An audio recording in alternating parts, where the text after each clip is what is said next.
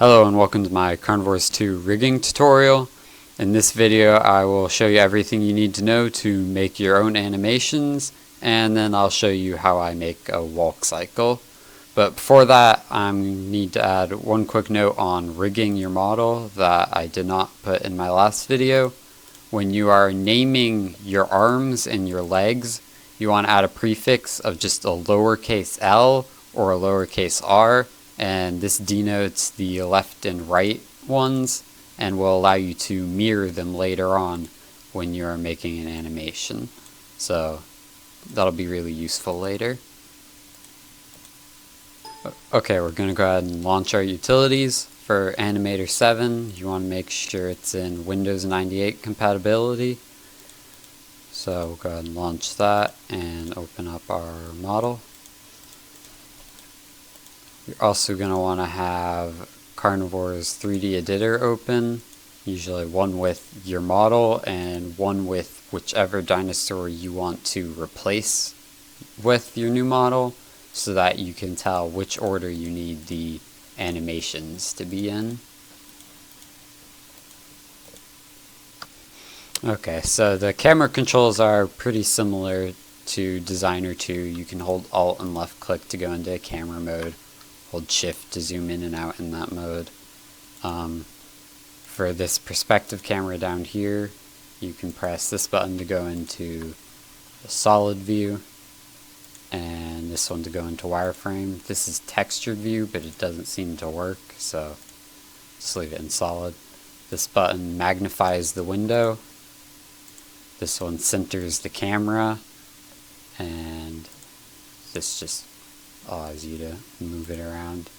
I'm not quite sure what those buttons do, and I think this is for switching the object levels of details, but we don't have one on this, so you won't need that. So these tools up here are about the same as in Designer 2. This is the move tool. You can just left click on stuff to drag it around, and you can press tab to change the direction it moves in, the axis. And this is the rotational tool.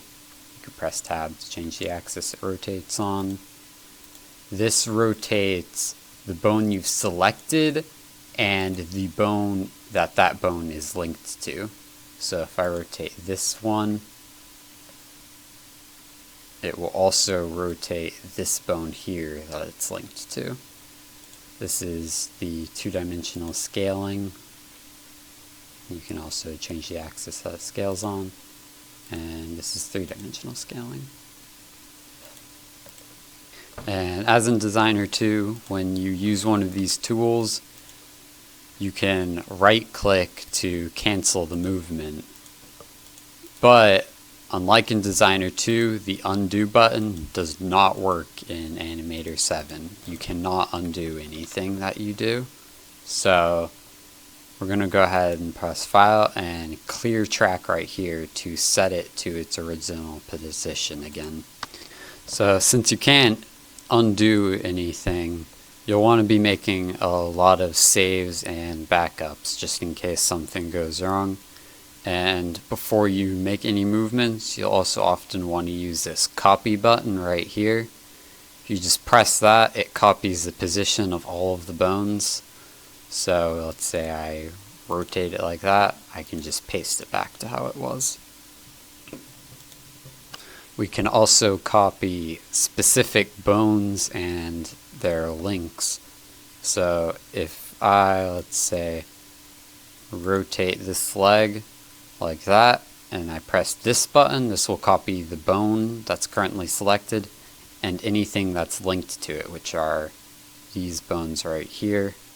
So I press that, I can then select this leg and paste that, and now they'll be in the same position again. This button works about the same, but this only copies the movement of that specific object and not any bones that are linked to it. So if I try copying this one and pasting it, you can see it's not in quite the same position because it didn't also rotate these parts. If you select a bone that you have marked to have a left or right counterpart, like I explained earlier with the legs and arms, then when you press this button right here, it will mirror them. So you can see, just simple swap like that. You'll use that later on for mirroring your walk cycle. I've also got this button right here. This just decides if it loops the animation once it's finished playing. I'm not quite sure what this button or this thing here does, but it's not really needed at all. So, okay, onto the actual animation. Up here we've got what's called a timeline, and each of these little squares inside of it is what's called a frame. If we click, let's say right there, we can create what's called a keyframe. So I'm going to go ahead and just move this leg some, like that. And you can see that it automatically fills in the frames in between the keyframes. You can also, if you want to, you can just modify the frames between keyframes and it'll create a little square inside them, like that, so you can see which ones you've modified. So I'm going to go ahead and copy this and just paste it down here and press space to play the animation we just made. Looks a little awkward, and just press space again to stop it. Alright, so I'm going to go ahead and just clear this. Now up here you can see we've got some other buttons. I'll show you what those do. So if we just move this on the the Y or Z axis, if we press the mirror animation button, it'll just mirror that bone and anything that's linked to it, just like that.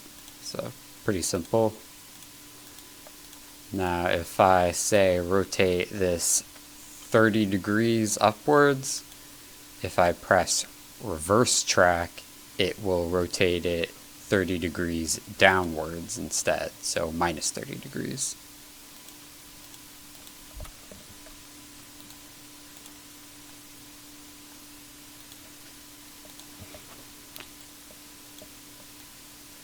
So you can see if we press this invert track button right here, it just inverts the position of the keyframes. Basically just makes your animation play backwards instead.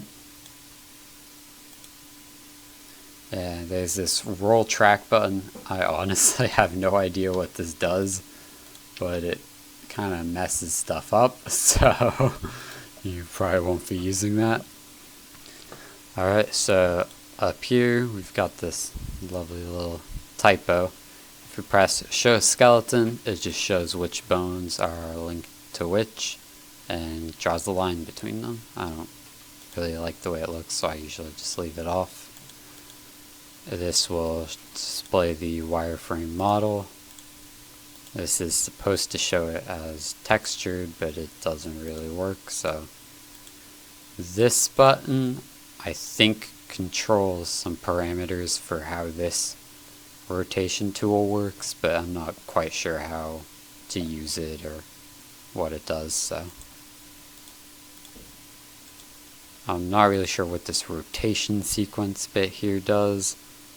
But this here changes how many frames this goes through per second when you play your animation. So if you decrease it, then the animation will play slower. If you increase it, it'll play faster. So I'll just leave it at 14. Alright, so I'd say we've got a pretty beautiful animation right here. So let's go ahead and save that. Animator 7 can only open TRK files, so that's what you'll be saving them as. We'll just call this one test. And then you can just open it with this button here. So when you're ready to actually import your animation into the game, you'll save it as a vtable, like that. You open the Carnivores 3D editor. you'll right click on this animations button, click add, and now you'll have a blank animation here. So we'll click properties, open, and we'll open up our VTL file. Like in Animator 7, you can change the frame rate with this, and if you don't name the new animation, then it won't end up actually properly importing. So we'll just call this one test. So I just click apply and then close, and now we've got our animation. So we can save this as a car file when we're ready to actually put it in the game. And that's pretty much how you make animations. So now I'll go ahead and go over how I make a walk cycle. Alright, we're gonna go ahead and start making our walk cycle now. So first off, I'll just go ahead and lower the frame rate here to, let's go with 12. Okay, now first thing I usually do is just lower the whole thing down a little bit like that, and then start moving the legs into position. I start off by just making it so that they're both sort of at the end of their stride in opposite directions. This leg has just landed on the floor, and this leg is just about to lift up back here. So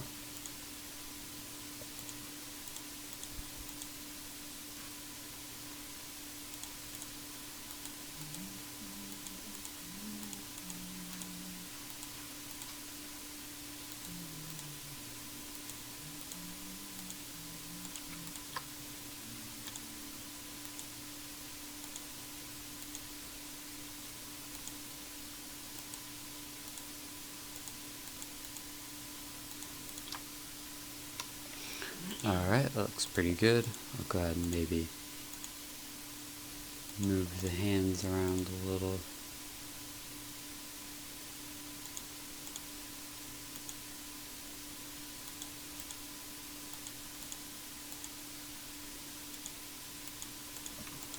Just like that.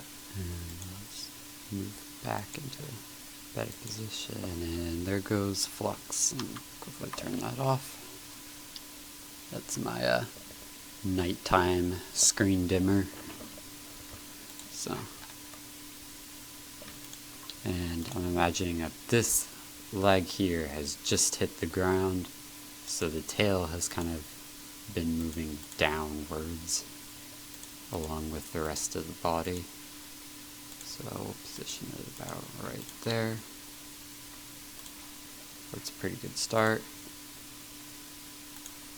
So we'll just create a new keyframe, and I'm going to go ahead and start moving it upwards some, and moving this leg backwards, and this one will start to lift up.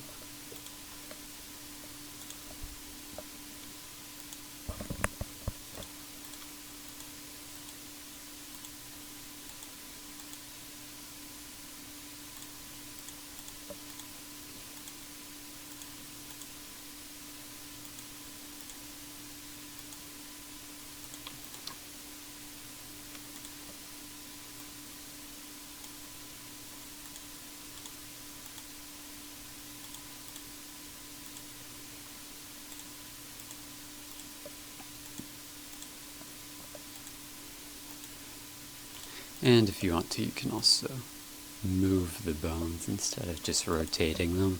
Just don't do it too much, or it'll look kind of awkward and do more deforming. So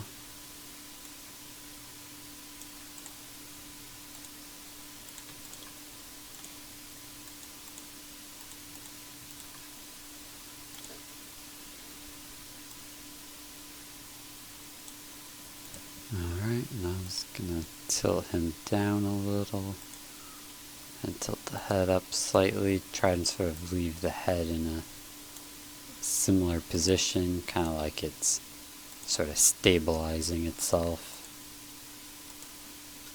to keep its vision straight. That looks alright. And now he's started going upwards, so we'll go ahead and start bending the tail like it's got sort of an upwards momentum to it.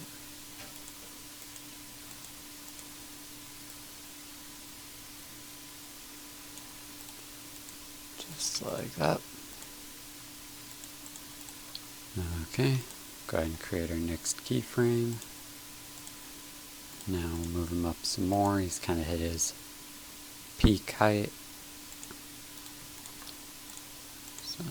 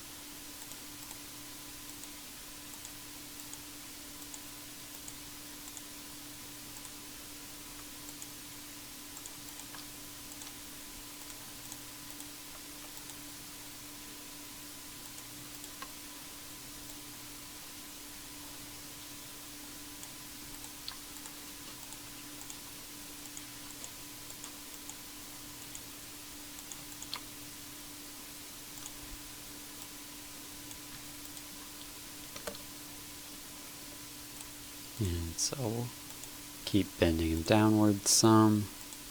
Try and keep that head stabilized.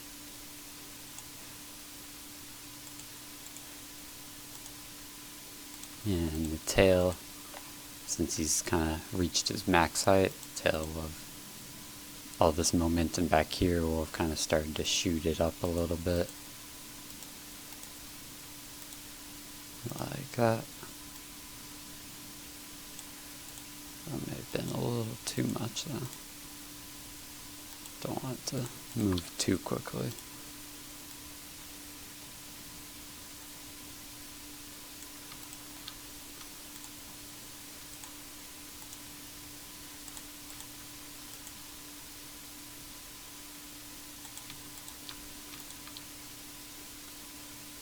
Alright, next keyframe.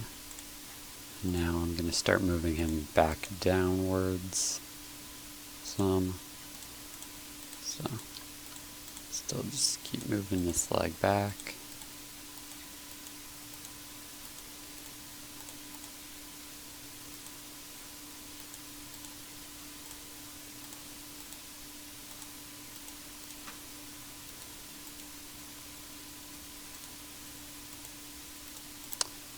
This one will go forward some more and start rotating outwards a bit.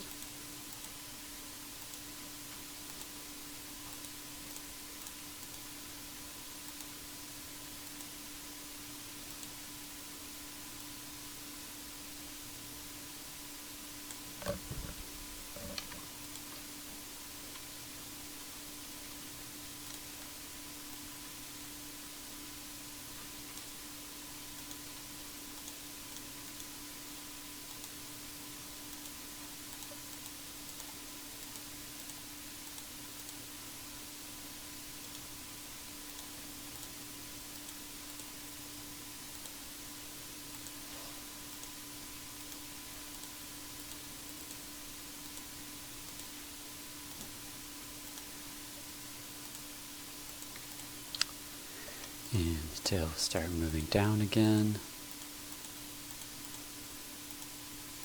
So, to get some sort of look at a downward momentum.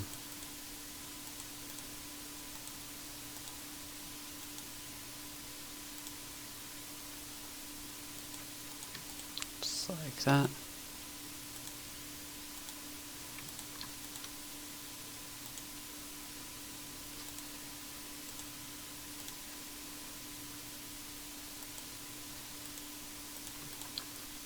Alright, now what I'm going to do is I'm going to take this frame right here, I'm going to copy it, and paste, then I'm going to select one of these legs here, and then swap them, just like that. And now you can see we've got a pretty decent basic walking animation. Still looks a little awkward, so you'd probably want to polish it later on, but I'd say it looks alright for the maybe 10 minutes we spent on it.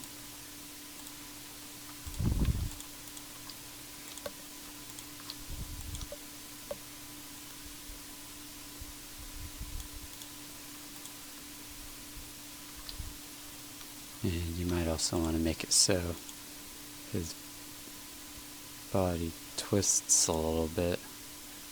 I think it holds the right bone. Okay. So I'm going to kind of angle it a little. Oop, there's the wrong bone again. Just like that.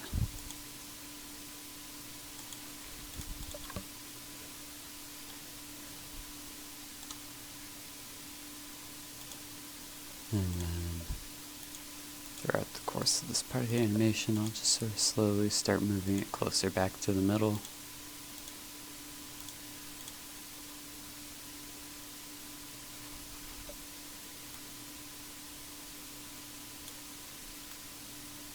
Just like that's good, and then it will start moving towards this foot.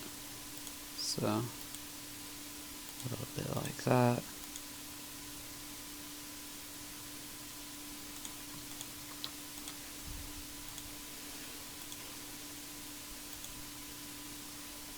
Actually, I'm going to go ahead and copy this one again. Paste it. And I'm going to select this right here and mirror the animation like that. Then I'm going to select the legs and swap them again.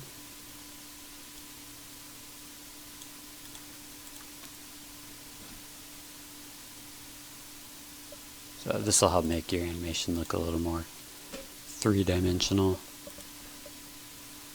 And you may also want to move the tail along with that so it doesn't look quite as awkward.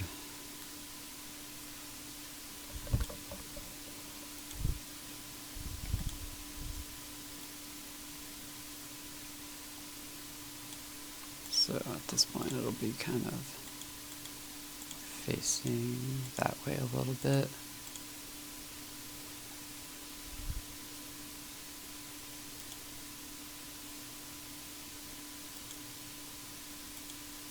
Wait, nope. I think I am going in the wrong direction. Okay. So it'll be coming that way.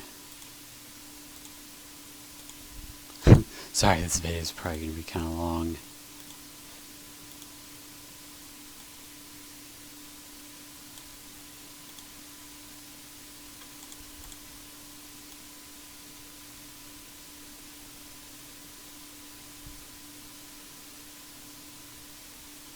Right, no, I did have it in the right direction the first time. I'm not very smart with this. I'm sorry.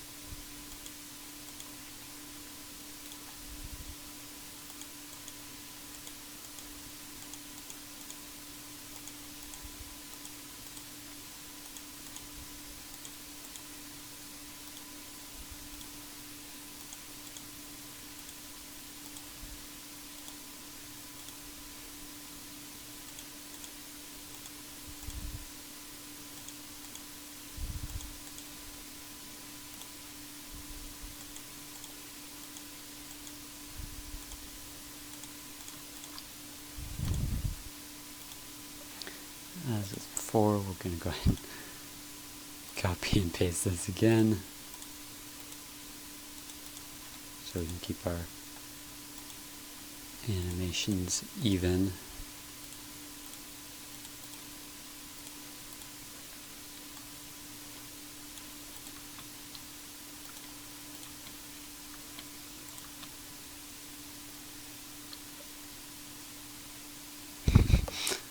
looks pretty awkward. I did not do a good job on that.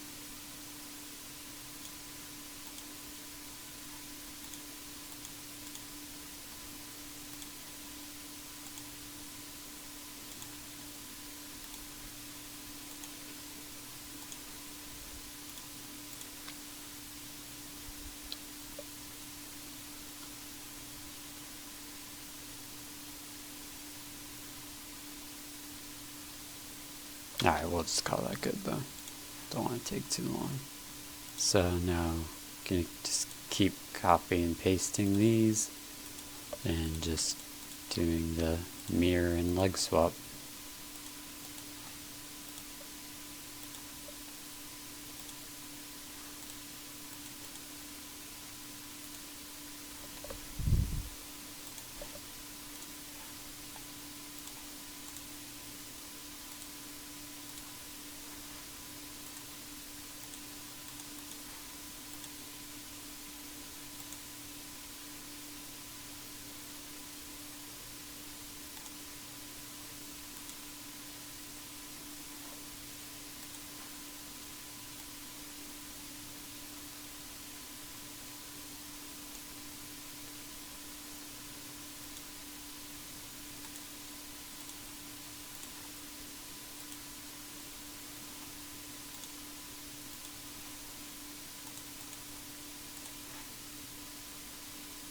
And then lastly, we'll just copy our original piece. Actually, what we're going to do is quickly save it like that.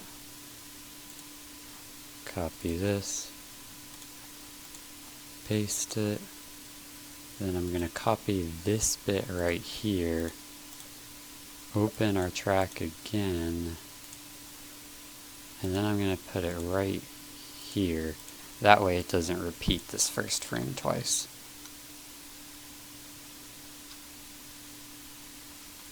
Kind of makes it look a little weird in this, but once you put it in game, it'll be fine. So now we'll go ahead and save that as a VTL and test it out in Carnivores 3D Editor.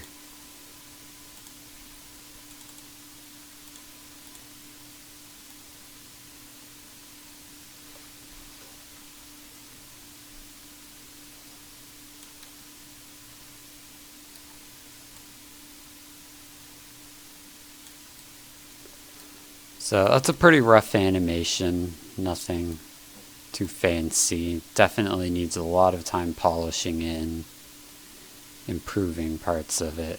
But I mean, that's about the basics, so really, for the most part, you'll probably want to spend like an hour of time just polishing your animation after you've made it, if you really want to make it look good. And once it's in game, it fills the last frame and the first one together. So it'll look better there. And sometimes it can fill these in between frames here a little weird. So you can also modify those to make them look better if you want to. Well, I'd say that about covers it. Thank you for watching. Bye.